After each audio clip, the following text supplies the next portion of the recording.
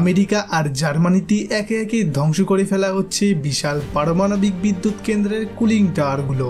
যে টাওয়ারগুলো একসময় আকাশচ্যুত এখন মাটির সঙ্গে মিশে যাচ্ছে ইতিহাস হয়ে।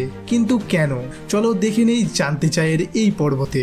সম্প্রতি জার্মানির ফ্লিপসবার্গ আর আমেরিকার 3 মাইল আইল্যান্ডস পারমাণবিক বিদ্যুৎ কেন্দ্রের কুলিং টাওয়ারগুলো বিস্ফোরক পদ্ধতিতে ভেঙে ফেলা হয়েছে।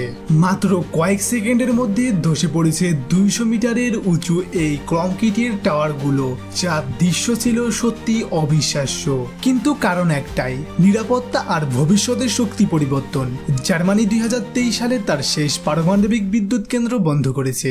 তারা এখন চায় পরিবেশ বান্ধব নবায়নযোগ্য শক্তি, সূর্য, বাতাস আর পানি থেকে বিদ্যুৎ। আমেরিকাতেও পুরনো রিয়েক্টরগুলো ঝুঁকিপূর্ণ হওয়ায় বন্ধ করা হচ্ছে এগুলো। এই টাওয়ারগুলো ভাঙ্গা কোনো সাধারণ কাজ নয়। ভেতরে বসানো হয় শক্তিশালী সেন্সর, 1 সেকেন্ডের ভুল মানেও হতে পারে বিপর্যয়। কিন্তু শেষমেশ এই ধ্বংস মানেই নতুন সূচনা আর সবুজ জ্বালানির সুযোগ শুরু। পুরনো পারমাণবিক টাওয়ার ভেঙে যাচ্ছে, কিন্তু মানুষ তৈরি করছে এক নতুন নিরাপদ ও পরিচ্ছন্ন ভবিষ্যৎ।